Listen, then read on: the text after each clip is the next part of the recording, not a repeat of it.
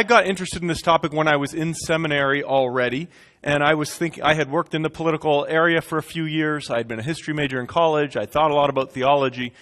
And I was troubled by what seemed to me the tendency of Christians involved in politics to conflate Christianity with politics in extreme ways. And you saw this across the whole spectrum. You see it on the right, in a maybe more sort of theocratic or politically fundamentalist direction, and you see it on the left in a sort of social gospel, even utopian type direction.